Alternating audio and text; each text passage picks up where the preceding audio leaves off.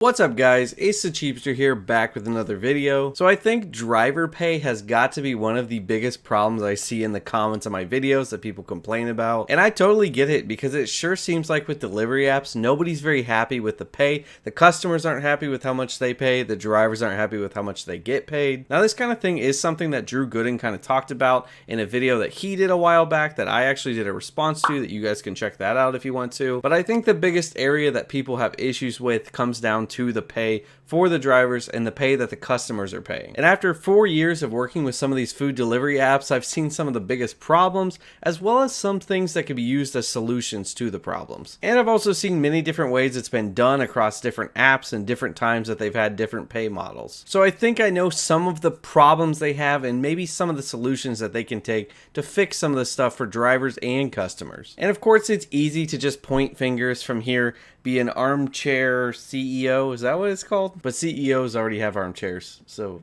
never mind. So obviously I don't claim to know it all, and I don't know all the financials and all that kind of stuff, so it's not like I can say exactly what they can do. And I do also want to say that although there are a lot of problems, especially some that I'm having right now with Grubhub, I do want to say that as a whole, I have appreciated these apps because they've been able to provide me with a lot of flexibility for work and honestly pretty good pay most of the time. And I never want to be one of those channels that just sits around and complains about these apps and says that I'm just so upset about everything that's happening, because in the end, I'm the one who chooses to work for these apps, and there's lots of other jobs out there that I could be doing. But in saying that, I do think there's a lot of ways that they can improve and become really good jobs. So first off, with what I think is the biggest problem with the app for pay for drivers, is that tips are the main pay that drivers receive. And I'll be honest, I don't like tip culture in general. I don't think it usually provides very good service, and I don't think it provides very good pay to the people anyway. And I've seen studies about this where tipping actually doesn't give you better service, and it just is better to just pay the person a normal wage, and if you want to add a little extra tip on top,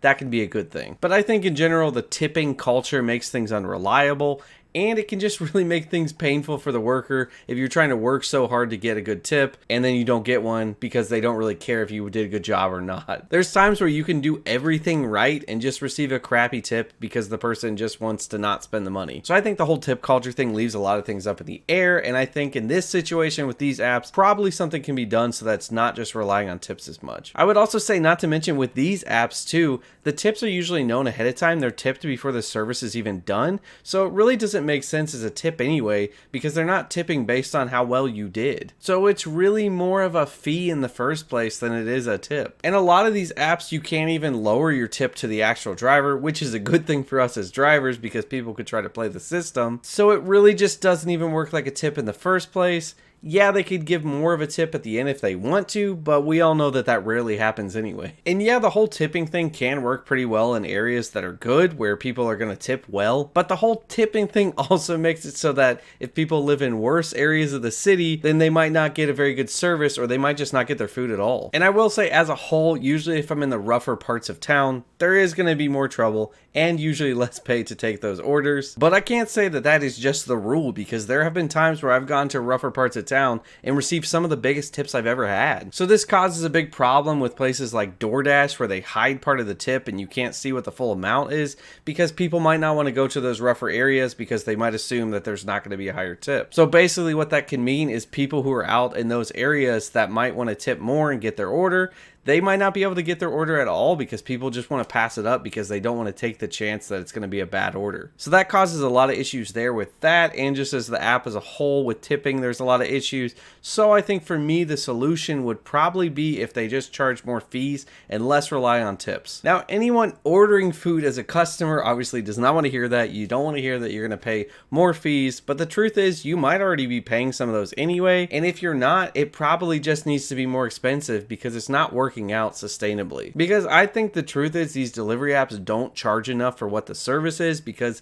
this is a really expensive service to provide. And in turn, because they're not charging enough, it correlates back to the driver not making very much money. Of course, unless you get big tips. But I get that this would be tough because customers already think there's a lot of fees, and I partially would agree with that. And I think that's because most of these companies charge too many service fees and things like that that don't actually go back to the driver. We already know that these delivery apps are charging a large commission commission to the restaurants to be able to use them anyway. So why is there so much of an extra fee charged on to most of these at the end of the order? Of course, like I said, I cannot claim to know how all the money flows and how everything works with these companies. And I understand it takes a lot of money to run a business, but I don't think they're using the money as effectively as they probably should be. And I think that in turn is leading it to not be as sustainable down the road. But again, like I said, this is just me sitting from my chair talking to companies, telling them what to do. But anyway, the fact is that the service of bringing the food to your door takes a lot of people and a lot of steps, and it really is an expensive service, especially having it just on demand whenever you want instead of it being something that you plan ahead for. It should be an expensive service to you as a customer. And I think this is a problem because apps kind of try to pretend like it's only going to cost you a couple extra bucks to order from a place, and that's just not true. It's going to cost a lot of money to get this food delivered to you. So kind of going into why this is going to cost so much, let's go ahead and break some of it down. At minimum, orders are usually going to take at least 30 minutes of a driver's time. Maybe you can do an order in under 30 minutes, but most of the time it's going to take 30 minutes minimum. And of course, you also have to remember that this is while using their own vehicle and their own gas. So let's just say a wage that makes this job pretty much worth it to actually do is maybe $20 an hour. And that's of course in most of the country. I'm not talking about like New York and LA or places where cost of living is a lot higher. And $20 an hour might seem kind of high to other people, but what you have to keep in mind is that these drivers are using their own vehicles, they're using their own gas. There also are no other perks added, so there's no health care and stuff like that. And because us as drivers are considered freelancers, that means you also have to pay the extra portion of tax that your employer would be paying if you were a W-2 employee. So there is a lot more stuff tacked on to that pay that you're going to have to pay as a driver. So you can't just correlate $20 an hour with a W-2 job. And that's why freelancing jobs as a whole are usually higher paying jobs than W-2, because there's a lot of added extra costs. Also, not to mention you have to do extra taxes at the end of the year because you're running a self-employed business. But anyway, if we take $20 an hour as a number that's pretty fair to make the job worth it for you to want to do as a driver, then the driver needs to make about $10 on average for each order. And that's assuming that the orders come in one after another, which we know as drivers that does not happen very often. And that $10 that needs to come from every order is only a portion of the pie too, because then you've also got the restaurant that needs to make back their cost of food and a small profit,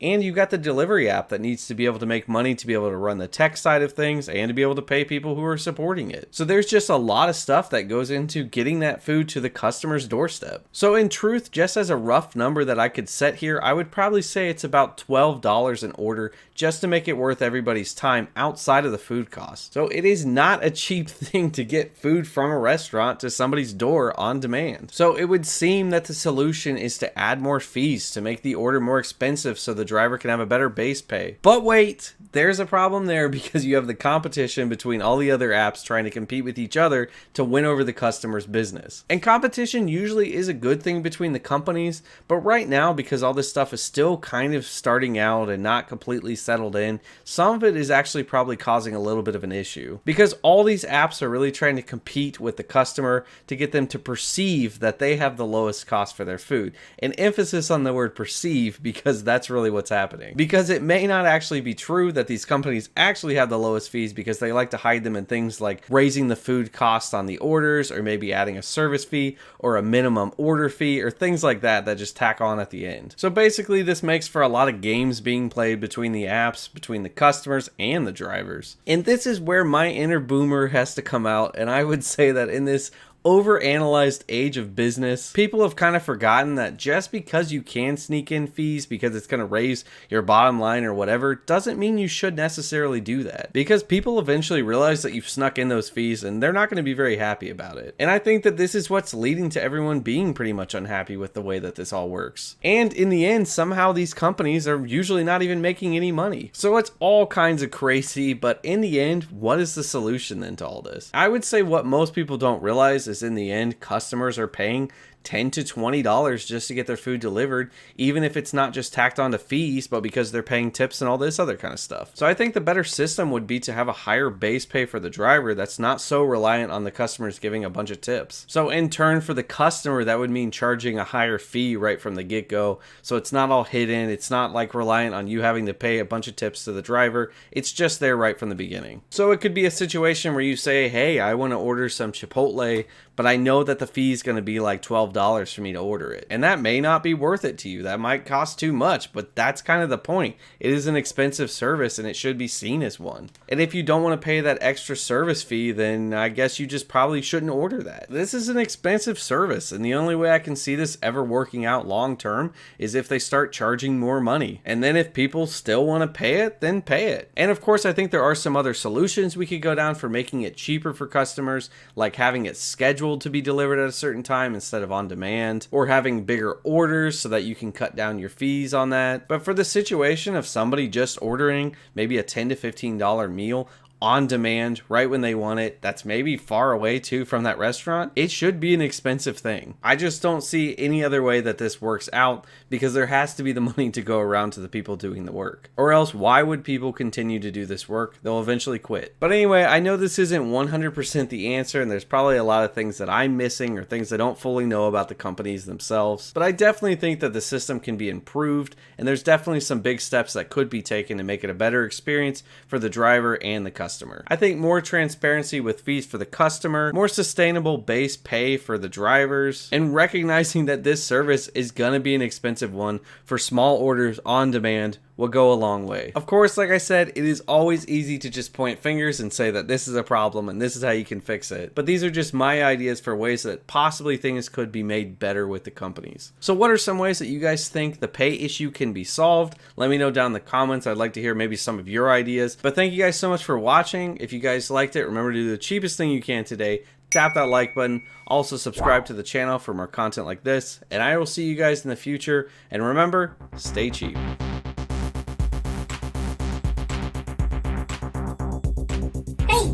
You better be saving that money. Don't you be spending it now.